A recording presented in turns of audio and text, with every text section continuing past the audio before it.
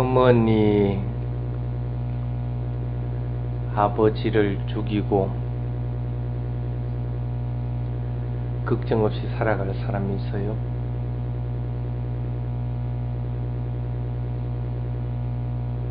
없어요?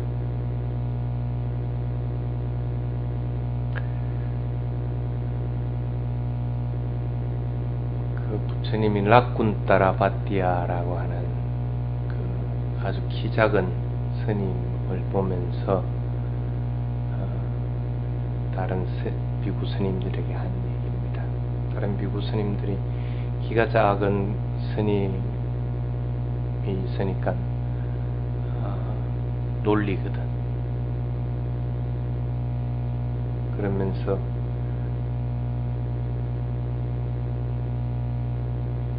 다른 멀리서 온 분들은 이 바띠아 비구가 아라한인 줄을 모르고 있는 거라. 그걸 보고 이제 부처님이 그 얘기를 합니다. 저기 봐라. 어머니 아버지를 죽이고 괴로워하지 않는 수행자가 걸어가고 있다 하고 이제 얘기를 합니다. 아마 여러분도 꼭 마찬가지일 겁니다. 그 얘기를 들으면 의아해 하듯이 이 스님들도 그 얘기를 듣고 굉장히 의아해 합니다. 그 무슨 소리냐 하고 얘기를 하니까 부처님이 이제 그런 얘기를 합니다. 어머니와 아버지를 죽이고 그 다음에 두 왕도 죽여버리고 그리고 세금을 걷는 세무 공무원과 이 나라, 이 땅도 파괴해버리고 그렇게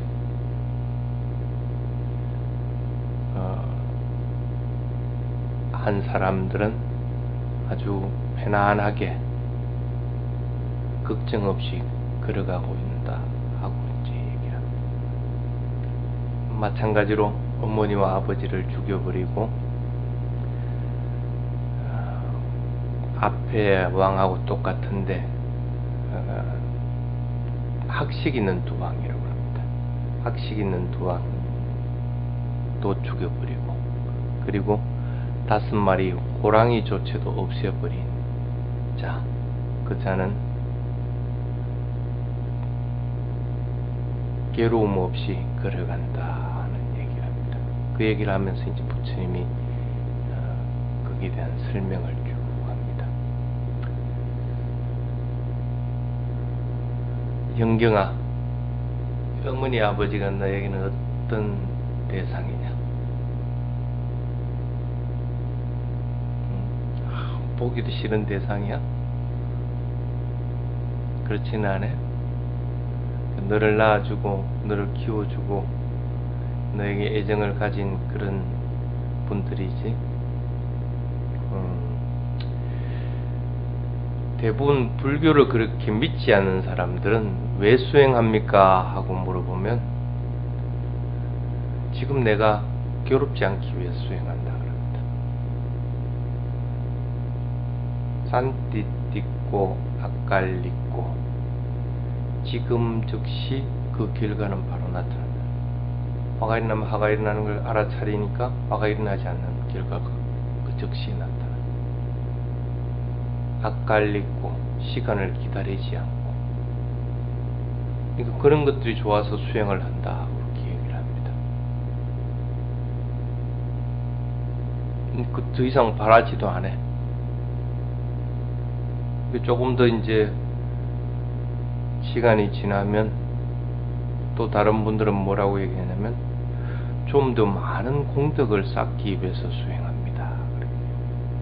수행하면 선한 마음을 내니까 공덕을 쌓게 됩니다. 그리고 수행하다 보면 어떤 것이 나쁜 것이고 어떤 것이 좋은 것이다 하는 걸 다 알기 때문에 좋은 일을 자꾸 하게끔 됩니다. 그러니까 점점 더 공덕을 쌓는 일들이 많아집니다. 규율도 지키게 되고 또 바른 생각도 하고 바른 행위도 하고 하면서 좋은 행위들을 많이 쌓게끔 되죠. 그러고 나면 끝이라. 더 나아가려고들 잘 안 합니다. 간혹 여기도 그런 사람들이 있을 수가 있습니다. 좋으니까 그게 즉시 내가 그것을 알아차림해서 나쁜 마음들이 일어나는 것들을 방어할 수 있으니까 참 좋거든. 그래서 그렇게 이제 나가게 됩니다. 그런데 그래도 그 중에는 또 이 속세 생활이 그래도 불편하다고 마음을 먹어서 여기 있는 스님같이 출가하는 사람들도 있습니다. 그 출가하는 스님들은 보통 보면 뭘 목표로 합니까? 열반을 목표로, 해탈을 목표로, 깨달음을 목표로 하게 됩니다. 그러니까 사회생활을 한다고 해가지고 그걸 목표로 하지 않는 것은 아닌데 그런 마음을 내기가 좀 참 힘이 들거든.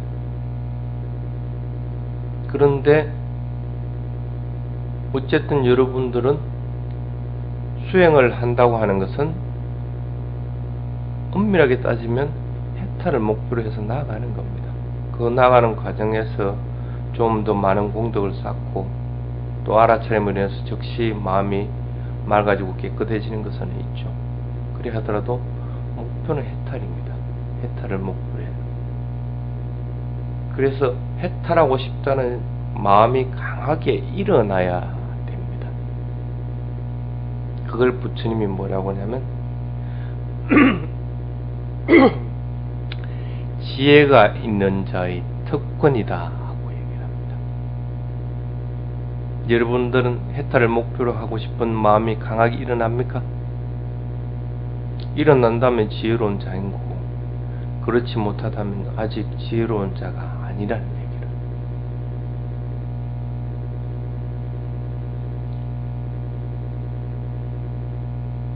지혜가 있으면 해탈에 이르게 됩니다.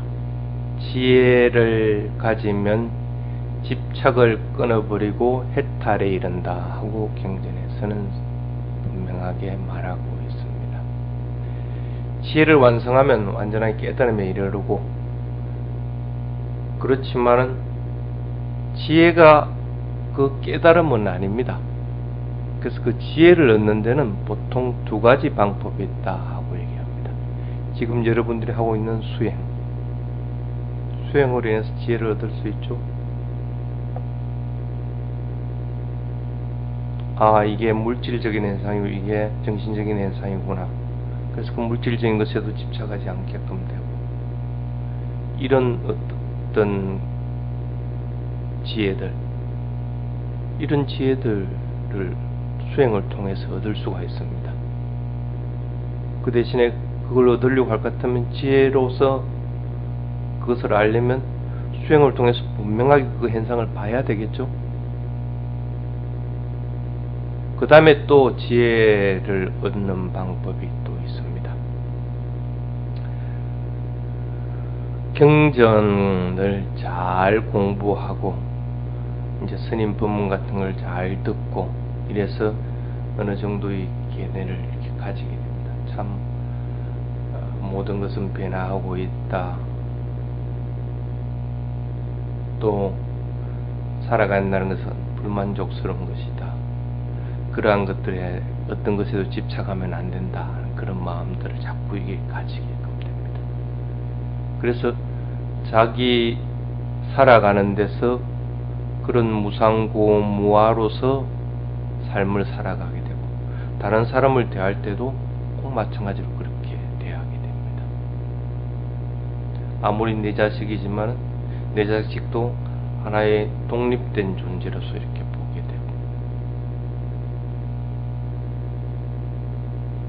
마찬가지로 다른 사람들에 대해서도 하나의 독립된 존재, 그래서 그 존재들이 다 같이 행복하고 다 같이 괴로움이 없기를 하는 그런 마음을 가지게 되고, 이렇게 해가지고 스스로 납득해가지고 확립된 상태에서 일반적인 생활을 해나가는 것, 그게 보통 이제 지혜로운 자다 그렇게 얘기합니다. 그래서 지혜를 얻는 데는 이와 같은 방법들이 있습니다. 그런데 부처님에 대한 믿음만 가지고는 지혜는 얻을 수는 없습니다. 부처님에 대해서 믿음을 가지는 것은 그것은 믿음을 가지는 것이지 지혜라고는 얘기를 하지 않습니다. 그래서 아무리 부처님한테 기도를 하고 부처님한테 매달려서 그 부처님이 좋은 줄은 알지만은 그는 믿음이 강한 것이지 그것으로 인해서 일상생활이 지혜롭게 된다고는 얘기를 하지 않습니다. 그러니까 절에 가서 열심히 기도하고 왔는데도 집에 와서는 애 밥도 안 차려주려고 그러거든. 적어도 지혜로운 엄마일 것 같으면 애가 배고프면 애 밥을 차려줄 줄은 알아야 된다는 걸.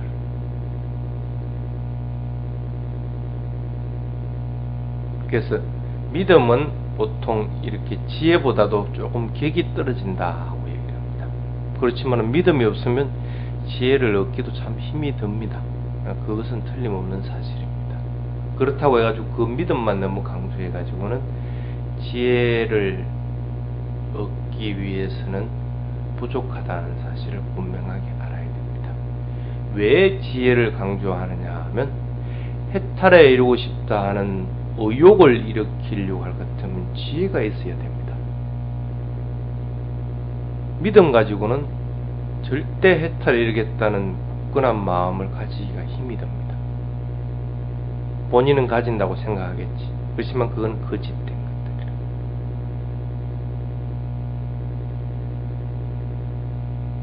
모든 속박을 끊고 사는 사람들, 그것을 어머니와 아버지를 죽인다 하고 말합니다.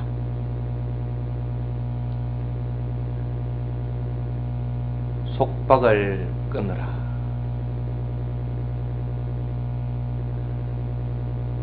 어머니는 영경이를 낳을 때 영경이 가지고 싶어서 가졌나? 영경이 같은 애 태어나길 바랬나? 그거는 엄마도 몰라. 그럼 영경이는 어떻게 너 엄마 나 아빠 밑으로 해서 딸로서 태어났어? 네가 원한 거야? 그것도 모르겠지. 근데 그건 네가 원한 거야. 네가 원해서 태어나게 된 거라. 자기가 지은 업으로 인해서 자기가 태어나게 된 결과를 갖다가 가지게끔 됩니다.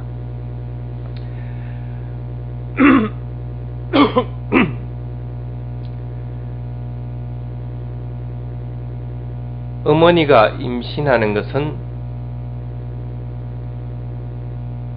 한 사람의 생명을 자각해가지고 내가 그 아이를 가지는 것이 아닙니다.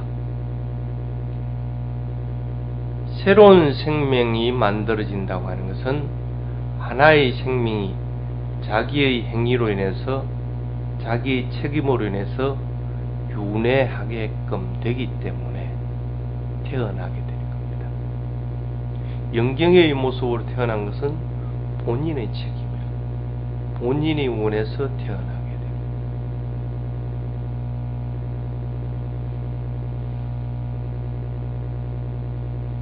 그래서 나를 낳게 하는 것들은, 나를 낳아준 것은 어머니가 아니고 내가 태어나고 싶은 딴하라. 그래서 자네띠 딴하 자네띠 무리상 그럽니다. 딴하가 태어나려고 하는 생명을 갖다가 낳는다. 어머니가 낳는 게 아니고.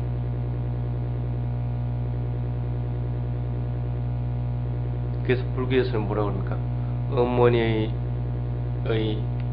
난자와 아버지의 정자가 있다고 하더라도 생명은 만들어지지 않는다고 합니다. 태어나려고 하는 딴하, 욕망이 있어야만이, 그게 결합이 돼야만이 생명이 만들어진다고. 쉽게 얘기하면 영경이는 영경의 딴나로 인해서 영경이로서 태어나게 되는 거예요. 그래서 가래가 생명을 낳는다. 비근한 예를 들면 먹고 싶다는 갈망이 일어나야 먹게 됩니다. 아무리 음식이 있고 내가 입이 있다고 하더라도 내가 먹고 싶은 갈망이 일어나지 않으면 뭐 안 먹습니다. 그거.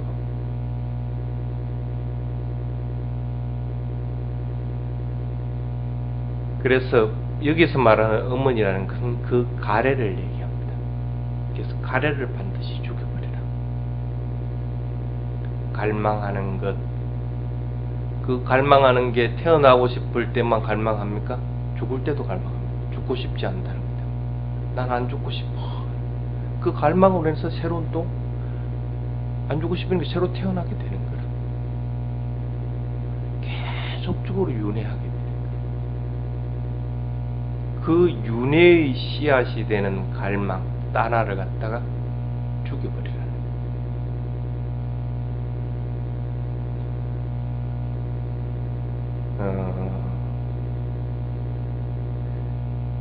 가끔 그런 스님들을 보는 적이 있습니다. 며칠에 한 번씩 밥을 먹는 스님들이 있습니다. 먹고 싶다는 갈망이 일어나면 안 먹는 거라, 밥을.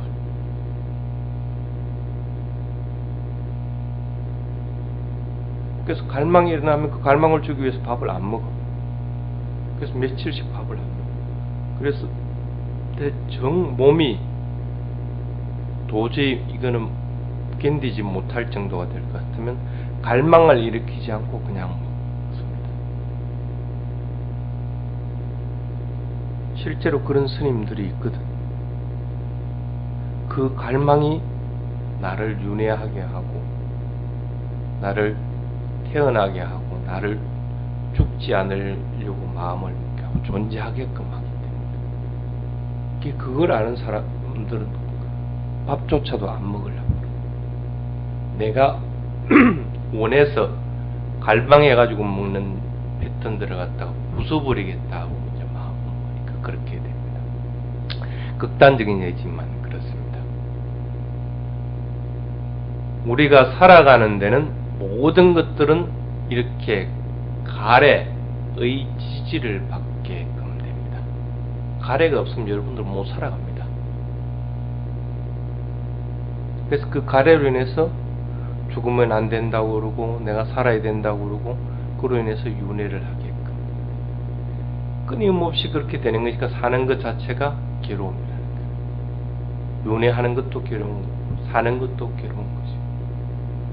그래서 그걸 아는 사람들은 이걸 끊기 위해서 해탈에 이르고자 하는 거예요.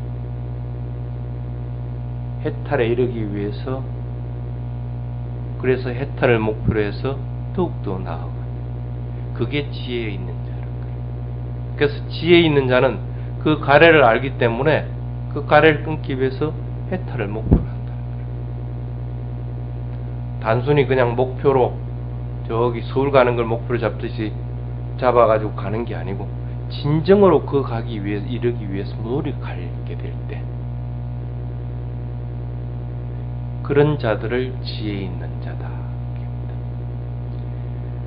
그 다음에 아버지도 죽여버리라 그럽니다. 아버지는 영경이를 키우기 위해서 빼빠지게 나가서 돈벌이 합니다. 어머니가 기른 것 같지만 실제적으로는 영경이를 길러준 것은 아버지라. 아버지의 그런 노력이 없으면 영경이를 기를 수가 없어. 엄마는 돈을 안 벌이기 때문에 돈 안 갖다 주면 영경이 기를 수 있는 방법이 없어.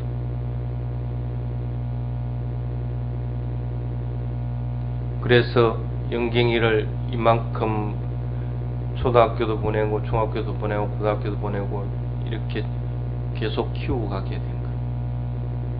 그 사회에 놓게끔 존재 가치를 만들어주는 거예요.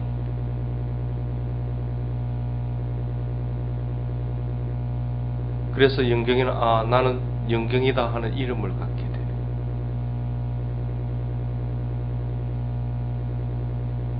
아버지라는 것은 그와 같습니다. 그걸 만화라고 합니다.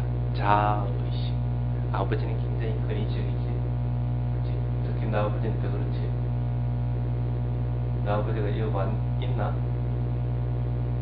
있는 거 알구나.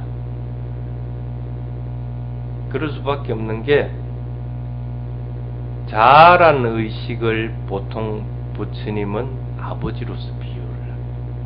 나는 학교 선생인데 하는 마음을 가지게 됩니다. 그러면 거기에 맞게끔 살아가게끔 됩니다.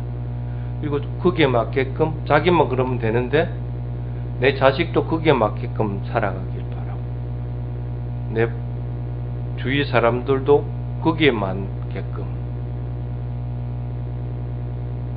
살기를 바라게 되는 거예요. 그게 왜 그러냐면 만화가 있기 때문입니다. 나라고 하는 의식. 그것이 생을 집착하게 되고 거기에 따라서 살아가고 거기에 따라서 노력을 하게 됩니다. 그래서 그 만화를 끊지 않으면 해탈에 이르지 못한다. 나라고 하는 의식도 죽여버리라는 거예요. 무상한 건데 나라고 하는 것이 어디 있어? 그런데도 우리는 나의 모습을 가지고 살아갑니다. 나의 행태들을 가지고 살아갑니다. 그것이 개념적이고 필요 없는 것이고 그 칠에 지나지 않는 것이라고도 알고 있으면서도 그걸 못 버린다는 거예요. 그런데 부처님은 아버지를 죽이듯이 그것도 죽여버리라. 그거 죽여버리라. 내가 지금 아픈데 하는 것도 많아. 내가 이 모양 요 꼴밖에 안 되는데 하는 것도 많아. 그거 버려버리라는 거야. 그 뭐하러 그 무거운 짐들을 지고 있느냐는 거야. 그래서 어머니도 죽이고 아버지도 죽여버리라. 그 다음에 두 왕도 죽여버리라.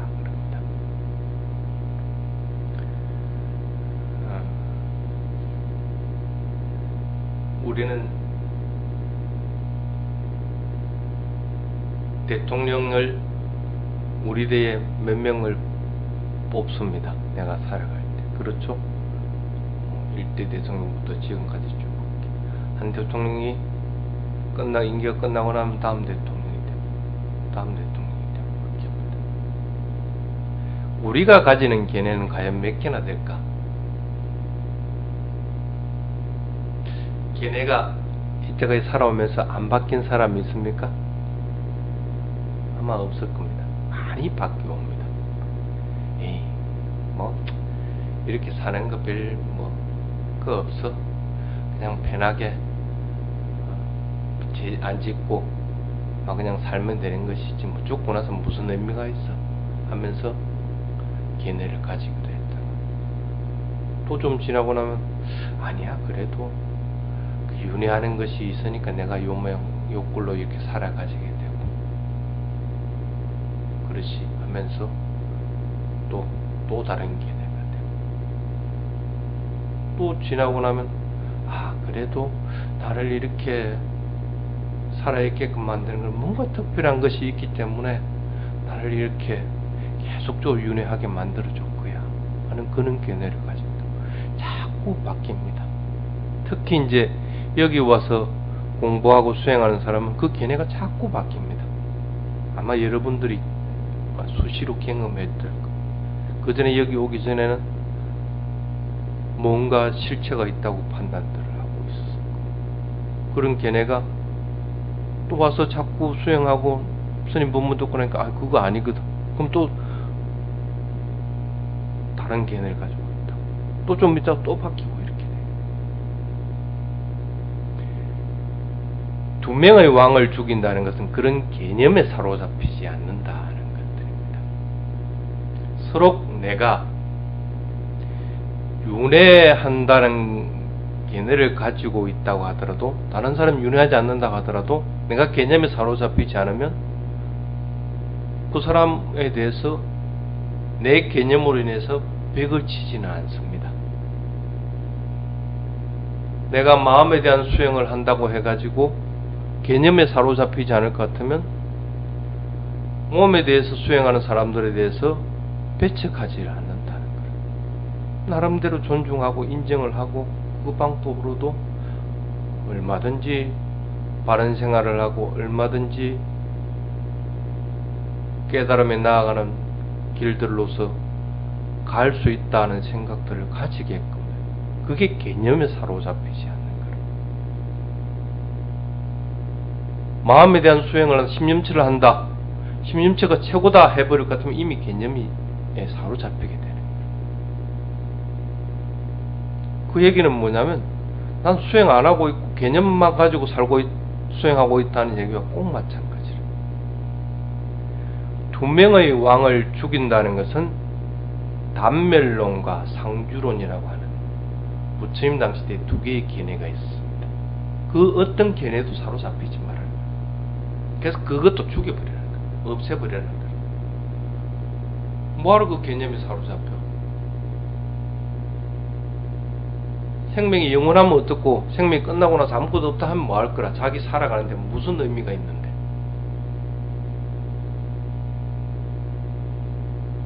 다른 사람이 심림체를 하든 뭘 하든 자기 수행하고 무슨 관계가 있는데.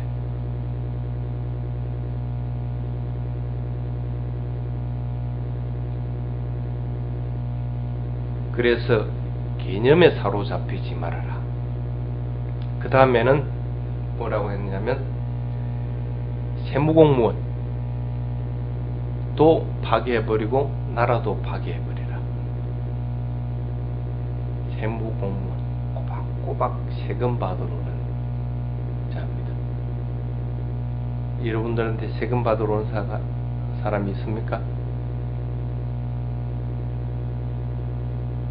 뭐가 세금 받으러 오는 사람? 애착을 가진 겁니다.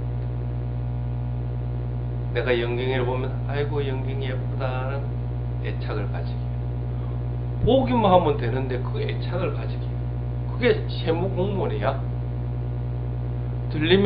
소리가 들리면 들린다고만 알면 되는데, 아 아름다운 소리, 아 싫은 소리, 이래버린다는 거야. 그 세무공무원들 파괴해버리라는 거야. 못 오게끔 만들어라는 거라. 세무공무원이 안 와야만이 내가 돈을 안 뺏기는 건 내가 내 것이 되는 거라. 근데 왜 거기다가 돈을 자꾸 뺏기느냐는 거라. 마음을 왜 그런 쪽으로 자꾸 빼앗아 버리냐는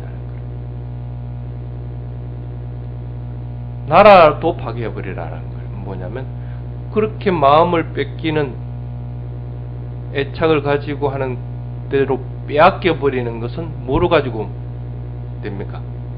육근을 통했습니다. 육근이 나라입니다. 그 육근을 통하는 것들을 잘 방어하라는 거라. 방어하지 못하면 그 파괴돼 버린다는 거라. 기는 기로서 존재를 해야 되는데 그렇지 못할 경우는 파괴돼 버린다는 거라. 스님이 기도 이쪽 오른쪽 귀가 안 들려, 오른쪽 눈도 안 보여. 왜 이렇게 됐는데? 파괴돼 버려서 그러는 거라. 이게 좋은 쪽으로 파괴되는 게 아니고, 거기에 대해서 애착을 가지고 있으니까 더욱더 날카로워지니까 개미가 하는 소리도 아주 천둥 소리 같이 들려버리는 거야. 이게 파괴되어지 버리는 거야.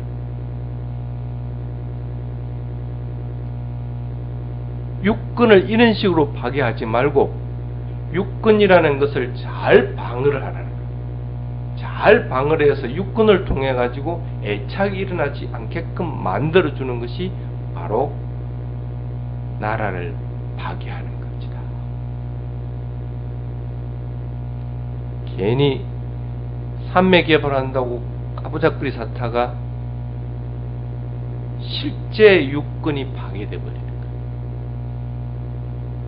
실제 육근이 파괴되어야 되는 것이 아니고 육근을 방어하도록 만들어주는 것이 여러분들이 해야 될 일입니다. 좋아하는 것들, 싫어하는 것들, 이런 것들로부터 육근을 잘 방어하도록 하라. 그게 세무공무원으로부터 나라를 파괴하도록 만들어주는 일이다. 근데 그 육근을 통해서 일어나는 예리한 작용들, 그 파괴하기 참 힘이 듭니다. 감각적인 것에 물들어 있으면 감각적인 것에 따라서 그것을 육근을 쓰려고 그러고, 스님같이 감각적인 것이 아니라 비감각적인 것에 애착을 가지면 그것을 또 쓰려고 하고, 한동안 애들을 먹습니다. 그래도 어떡할 거라, 그걸 해야 되는데.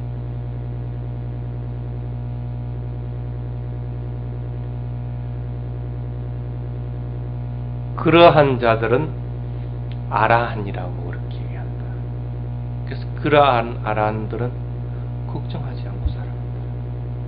저 밧띠와 같이 아주 키 작은 밧띠하지만 남이 놀리든 말든 나를 존경해 주든 말든 나는 아주 고요하고 아주 걱정 없이 잘 살아가고 잘 걸어간다.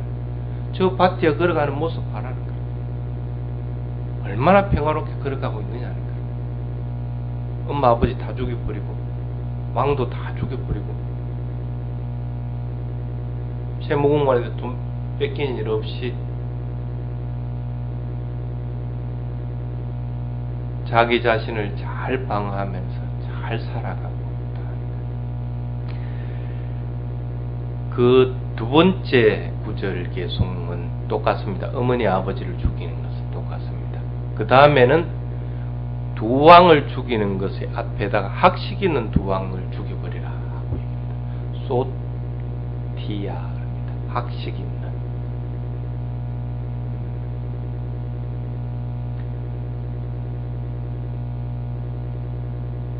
의식, 의례에 물들어 있는 것들. 빨리 하면 빨리가 최고다. 산스크리트 필요. 그거 다 틀렸다. 기도하면 가는 기도만 최고다. 다른 거 다 틀렸다. 다른 거 아니다. 어느 절에 가니까 영혼을 천도해 준다. 아, 그게 최고다. 그런 것들을 가지는 것들입니다. 물론 부처님을 찬탄하고 부처님에 대해서 예경을 하고, 그 다음에 부처님 앞에 예식을 하기 위해서 과일이나 뭐 향초 같은 그런 것들을 갖다가 올리기도 하고 그렇게 하지만은 부처님은 그걸 뭐라고 하냐면 그걸 바라문이라고. 학식이 있는 바라문. 종교적인 노예가 되는 것들을 얘기합니다. 그런 종교적인 노예가 되는 것들로부터 벗어나라는 겁니다. 벗어난 상태에서 계뇌를 가지는 것들로부터 완전하게 벗어나라는 겁니다. 그걸 학식 있는 두왕을 죽이라. 내가 가진 계뇌, 또 내가 가진 지식으로 인해서 이루어진 계뇌들, 그런 계뇌에 사로잡히지 말아라. 그건 바뀌게 돼 있는 것들이야. 그 다음에 5마리 호랑이조차도 죽여버리라.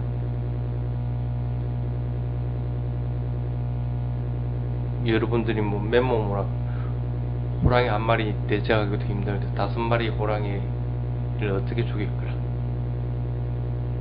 이거는 비유겠지. 첫 번째, 까마찬다. 감각적인 욕망. 감각적인 욕망은 반드시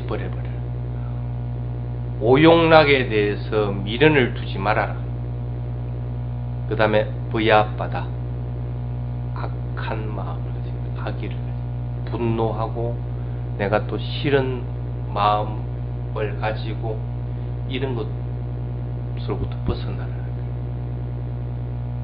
짜증이 난다? 아, 이거 부야바다구나. 내가 악의를 가지는 게 반드시 판단하라는 거예요. 그 다음에 세 번째, 웃다자, 웃고자입니다. 들뜨는 것. 그리고 내가 왜 이렇게 살았을까 후회하는 것. 들뜰 필요도 없고 후회할 필요도 없습니다. 지금 바르게 살아가면 됩니다. 지금 대상의 마음을 집중해서 그것에 따라서 살아가게 되면 들뜨지도 않고 후회하지도 않습니다. 그 다음에 티납니다. 게으름에 빠지고 혼침해서 멍한 상태로 있는 것, 혼침 망상하는 것들, 아무런 의미가 없습니다.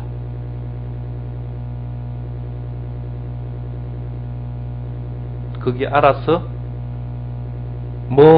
해가 멍 때리고 있지 마. 뭐하러 그렇게 시간을 갖다가 헛되이 보내. 분명히 내가 뭘 하고 있는지를 분명하게 알아차려야 되는 거야. 그리고 망상 피우지 마라. 머릿속에서 끊임없이 생각하고 하는 거 아무런 의미가 없어. 생각한다고 해가지고 그게 해결될 수 있는 문제는 아니라. 그런 것들로부터 벗어나. 그걸 티나미다라고 합니다. 그 다음에 마지막에 위찍기자, 의심하는 것. 아, 내가 이거 해가 될까 말까. 우리 스님 말을 듣고 이 길 따라 가야 되나 말아야 되나.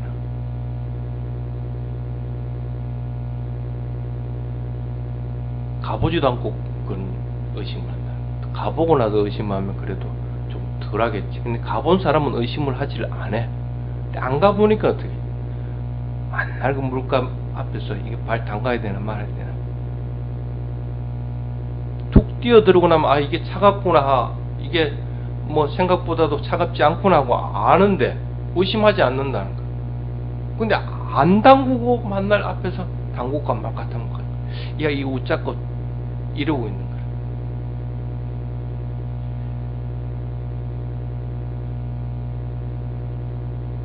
다른 것들은 참 버리기가 쉽습니다. 감각적인 욕망도, 악한 마음을 가지는 것도, 게을러지지 않게끔 하는 것도, 망상 피우는 것도, 그리고 들뜨고 하는 것들도, 후회하는 것도, 이런 것들도 간단하게 그래도 할 수 있는데, 최고 힘든 게 의심하는 것들입니다. 그게 마음의 큰 누름돌입니다. 마음에 의심하는 것들이 누름돌로 수 있을 것 같으면 절대 그 사람은 성장하지 못합니다. 큰 돌로 마음을 툭 누르고 있는데 어떻게 일어날 거라? 못 일어나는 거라. 그래서 그 의심으로 인해서 나머지 것들도 다 생겨나 버립니다. 개념을 가지게끔 되고, 망상도 피우게 되고, 의심하지 않으면 망상도 피우지 않습니다. 의심하지 않으면 그냥 걸어가 버립니다. 내가 나태해지지도 않습니다. 의심하지 않을 것 같으면 내가 나쁜 길로 가지 않기 때문에 바르게 잘 걸어가게 됩니다. 의심하지 않으니까 내가 지금 하고 있는 걸 분명하게 알고 있기 때문에 내가 싫은 마음도 들지 않고 그냥 하는 일을 계속 해나가게 되는 거야. 후회하지도 않고. 근데 의심을 해버리면 다 생겨나 버리는 거야. 그래서 그러다 부처님이 큰 돌이라고, 마음을 누르는 큰 돌이라는 거야. 그것으로부터 반드시 벗어나도록 하라. 물론 과거부터 익숙해져온 삶의 형태들을 지금 바꾸는 것은 굉장히 힘이 듭니다. 그렇지만은 지금 내가 해탈을 목표로 해서 나아가지 않으면 안 되니까 어떻게 해야 돼? 마음을 단단히 먹고 노력하는 수밖에 없다는 거예요. 부처님의 가르침은 반드시 여러분들을 해탈에 이르게끔 만들어줍니다. 이때까지 역사가 그걸 증명해왔고, 스님들이나 일반인들 중에서 그렇게 해탈에 이른 사람들이 여러분 그걸 증명해 왔다는 거예요.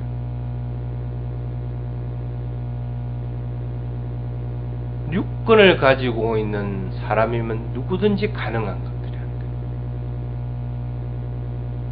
불가능한 것이 아닌 것이고 내 눈앞에 해탈이 존재한다. 내 눈앞에서 해탈을 이룰 수 있다는 마음을 반드시 가지고 나아가도록 해야 됩니다. 이렇게 지혜롭게 생각해서 해탈을 이루고 싶다고 해야 되는 것이지 마음만 내가 해탈해야지 의욕을만 앞서가지고는 그거는 진짜 해탈에 이르는 자가 아니라 수학자 목갈라나 경이라는 것이 있습니다. 그래서 그런 해탈에 이르기 위해서 지혜를 개발하기 위한 방법을 몇 가지를 적어놓은 게 있습니다. 첫 번째가 뭐냐면 계율에 인해서 몸과 마음과 말을 바로 잡도록 하라. 계율의 밑바탕이 되도록 반드시 하라는 거예요. 오늘도 오게 받았죠. 오게 지켜나가면서 그 계율을 바탕으로 해가지고 내 행동거지, 마음 씀씀이를 똑바로 잡도록 하라는 거예요. 나쁜 곳으로 물들지 않고 기울어지지 않게끔 똑바로 중심을 잡으라는 거예요. 그 다음에 두 번째, 6가지 감각기관을 잘 방하라. 계율의 밑바탕이 되면 6가지 감각기관을 방어하기가 수월해져. 근데 첫 번째가 안 되면 6가지 감각기관을 방어하기가 점점 더 힘들어져.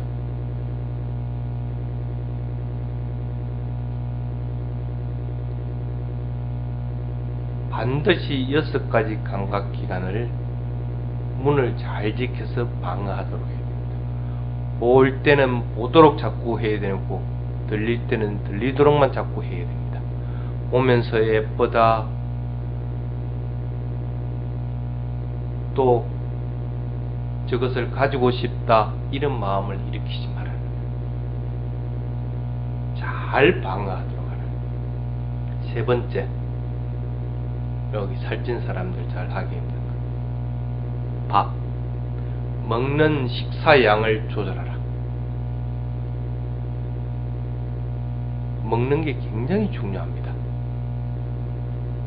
반드시 식사량을 조절해야 됩니다.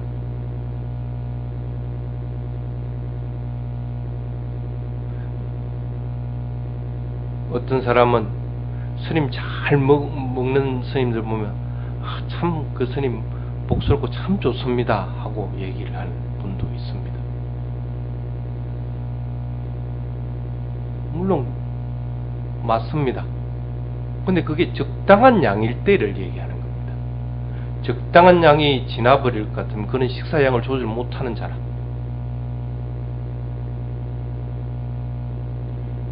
여러분들도 꼭 마찬가지입니다. 적당한 식사의 양을 분명하게 알아서 그것에 따라서 조절할 줄 알아야 됩니다. 그게 올바르게 마음을 가지는데 굉장히 중요한 역할을 합니다. 여러분들 양의 3분의 1씩을 다 빼십시오. 적당한 양입니다. 식사량을 많이 해가지고 좋은 것은 하나도 없습니다. 여러분들에게 이로움을 가져올 것은 거의 없습니다. 지금은 영양분이 칼로리들이 넘쳐나서 문제지 모자라서 문제가 되는 부분은 거의 없습니다. 부처님 당시 때도 그 열악한 환경 조건에서도 자꾸 밥을 적게 먹어라, 식사량을 적당하게 해라, 적게 먹어라, 적게 먹으라 했는데 지금이야 더 말할 필요조차도 없습니다.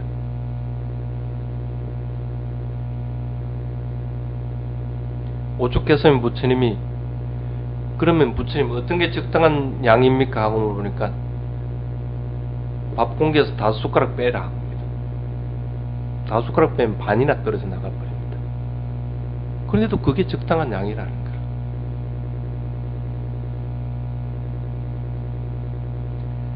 네 번째, 항상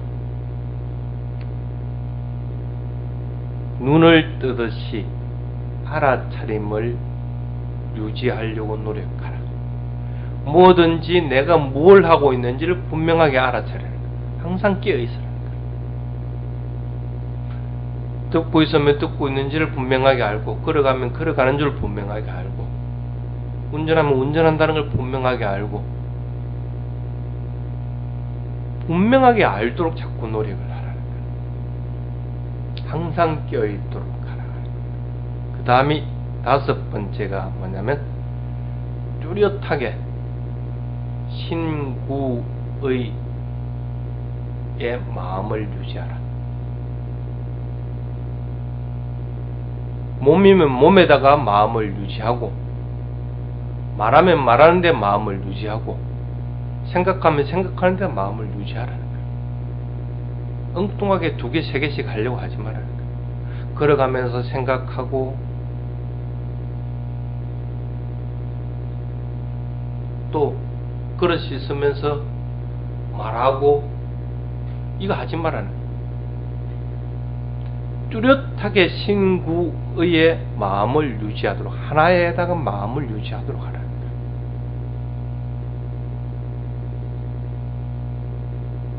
여섯 번째가 조용한 곳에 자화구를 깔고 5가지 장애물, 아까 얘기했습니다. 5가지 장애물로부터 벗어나도록 자꾸 수행하라. 한 가지인 걸 자꾸 좋아해야지 번잡해져 버리면 수행 못합니다. 내가 할 일들이 자꾸 생겨나고 자꾸 할 일들이 있는데 언제 수행하느냐는 거라. 휴가철이면 휴가 보내야 되고, 누가 옆에 아프면 내가 가서 도와줘야 되는 거고, 일이 생기면 끊임없이 자꾸 생겨납니다. 왜 생겨나느냐면 내가 좋아하니까, 일 만드는 거 좋아하니까 자꾸 생겨나는 거라. 그래서 조용한 곳에 앉아 있는 것을 자꾸 즐기라는 거야. 아무것도 할 일이 없는 걸 좋아하도록 만들라는 거야. 그래야만 이 5가지 장애물로부터 마음이 벗어나게 되는 거야. 그 다음에 7번째가 선정과 지혜를 자꾸 닦도록 하라. 사선정은 다른 것이 사선정이 아닙니다. 대상의 마음을 분명하게 알아차려서 그 대상과 알아차리는 마음이 하나가 될 때가 일선정입니다. 그 어떤 것도 이 자리를 갖다가 넘보지 못하게끔 만들고, 대상과 일치하고 나면 항상 마음에서는 희열이 넘쳐납니다. 아, 참 일이 좋구나. 그게 이선정입니다. 그래서 이런 희열들이 있으면, 희열이 있구나 하고 분명하게 또 알아차려야 됩니다. 그러다 보면 고요해지면서 참 쭉 그 희열들이 퍼져나갑니다. 격하게 움직이지 않고 아주 뭔가 마음이 고요해지면서 행복해집니다. 그럼 그 행복해지는 걸 대상으로 해야 됩니다. 그게 삼선정입니다. 그게 쭉 다 퍼지고 나면 이제 행복한 것도 없어. 그냥 고요합니다. 적정의 상태예요. 그럼 그 적정의 상태가 대상이 되는 거예요. 그게 사선정이라. 선정이 뭐 따로 크게 여러분들에게 무슨 경지가 있어가지고 툭툭툭 갈 것 같아요? 그런 게 아닙니다. 그런 선정들을 자꾸 즐기도록 하라는 거예요. 그리고 지혜를 닦도록 하라는 거예요. 집착해가지고는 내가 이만큼 손해구나. 내가 내 견해를 가짐으로 인해서 이만큼 안 좋은 결과를 가지고 오는구나. 분명하게 인식을 하라는 거예요. 그래서 그것들을 자꾸 버리도록 하라는 거예요. 어디에도 걸림이 없도록 하라는 거야. 그거 자유롭게 될 수 있는 것 같아. 왜 스스로 발을 내밀어 가지고 걸치고 앉아 있느냐는 거야. 이게 이제 수학자 목갈라나 경에 있는 7가지 방법입니다. 지혜를 개발하기 위한 7가지 방법입니다. 오늘은 해탈에 이르는 것들에 대한 것들을 얘기했습니다. 간단하게 여기까지만 하겠습니다. 질문 있는 사람 질문하여